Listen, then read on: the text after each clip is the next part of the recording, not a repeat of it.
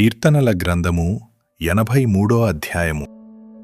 దేవా, ఊరకుండకుము. దేవా, మౌనముగా ఉండకుము, ఊరకుండకుము.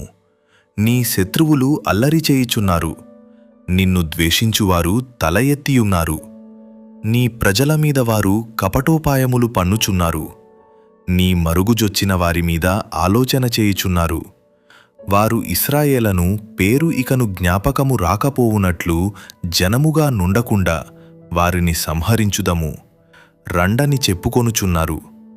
ఏకమనస్సుతో వారు ఆలోచన చేసుకొనియున్నారు, నీకు విరోధముగా నిబంధన చేయుచున్నారు.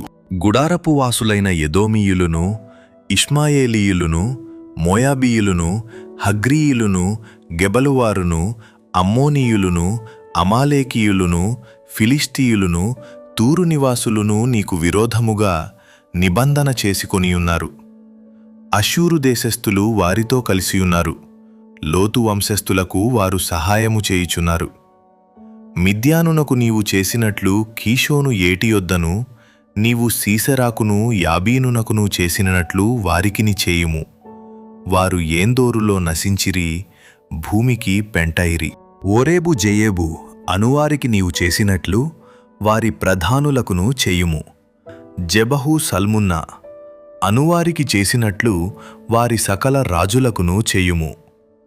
దేవుని నివాసస్థలములను మనము ఆక్రమించుకొందమని వారు చెప్పుకొనుచున్నారు.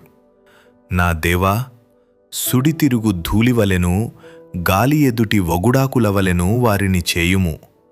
అగ్ని అడవిని కాల్చునట్లు, కారుచిచ్చు కొండలను తగులపెట్టునట్లు నీ తుపాను చేత వారిని తరుముము.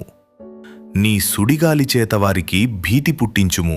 యెహోవా, వారు నీ నామమును వెదకునట్లు వారికి పూర్ణావమానము కలుగచేయుము.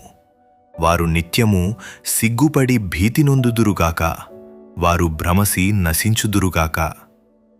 యెహోవా అను నామము ధరించిన నీవు మాత్రమే సర్వలోకములో మహోన్నతుడవని వారెరుగుదురుగాక.